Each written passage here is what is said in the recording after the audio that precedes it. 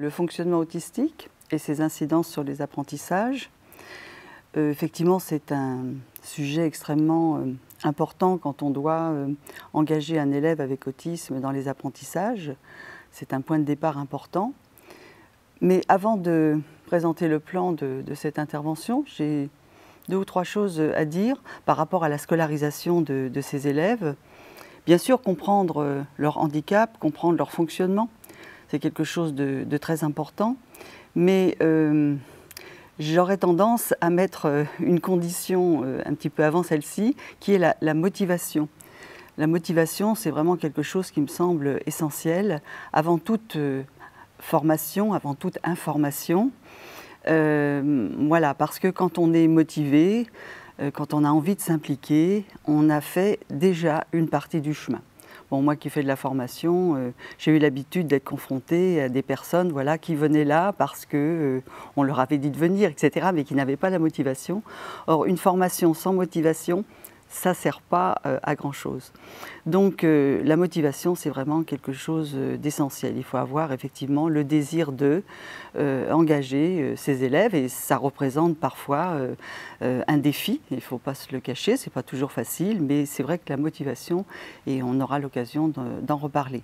Alors ensuite, bien sûr, il faut comprendre ces personnes, comprendre leur fonctionnement, donc c'est l'objet là de ma conférence, sachant que je vais donner des points de repère, mais qu'ensuite on est confronté à une personne particulière et que ces points de repère, ils doivent être utiles pour justement mieux comprendre cette personne singulière qui est en face. Et là, rien ne peut permettre de faire l'économie d'essayer de comprendre cette personne singulière. Donc il ne suffit pas voilà, d'avoir des informations comme ça, encore faut-il savoir ensuite solliciter ces informations pour analyser la situation dans laquelle on se trouve.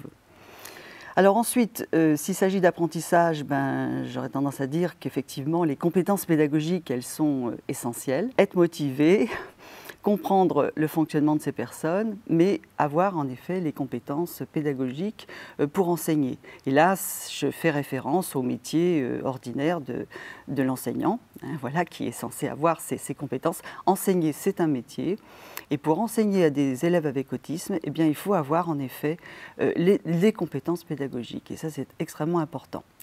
Et en dernier, je mettrai en effet les méthodes, les outils et les méthodes dont il sera question aussi dans cette formation. C'est important, bien évidemment, parce que c'est là quelque chose, ce sont des stratégies particulières qu'il faut connaître. Mais voilà, je ne les mets pas en premier comme parfois, aujourd'hui, dans le champ de l'autisme, certains ont tendance à les mettre. Voilà, c'est important, mais vous voyez que ça vient en 4e position.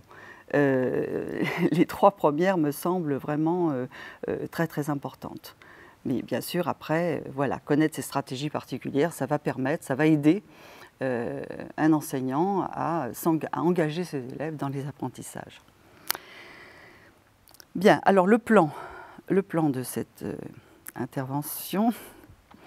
Alors, je vais d'abord faire un petit préambule pour présenter un petit peu ce qu'on appelle aujourd'hui le spectre autistique et la diversité des profils qui figurent dans ce spectre.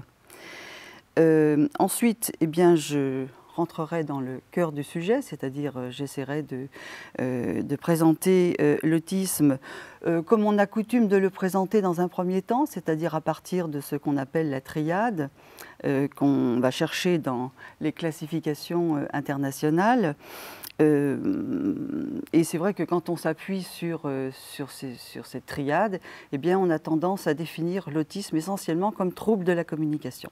Donc c'est effectivement un trouble de la communication, mais je voudrais vous montrer que ça n'est pas seulement un trouble de la communication, qu'il faut aller un petit peu plus loin si on veut comprendre vraiment comment fonctionnent ces personnes, parce qu'il y a effectivement des aspects, par exemple, sensoriels et perceptifs, qui n'apparaissent pas dans cette classification, du moins dans l'avant-dernière, parce que, j'y reviendrai tout à l'heure, il y a une classification qui vient de sortir et qui désormais intègre ces aspects, et on verra comment. Et puis ensuite, eh bien, j'irai, alors franchement, au-delà encore des classifications pour développer d'autres aspects de la pensée autistique, pensée en détail, pensée fragmentée, pensée statique, Voilà, parce que c'est très important là de comprendre tous ces aspects qui comportent à la fois des difficultés, donc effectivement il faut être vigilant, mais aussi des capacités. Il y a à la fois des points forts et des points faibles, c'est important de repérer les deux. Alors, j'ajoute incidence de ce fonctionnement sur les apprentissages, je le ferai au fur et à mesure. C'est-à-dire que quand j'aborderai un aspect du fonctionnement autistique, eh bien je montrerai quelle incidence sur les apprentissages, comment on peut se saisir de cet aspect pour, en effet, en tirer des conséquences en situation d'apprentissage.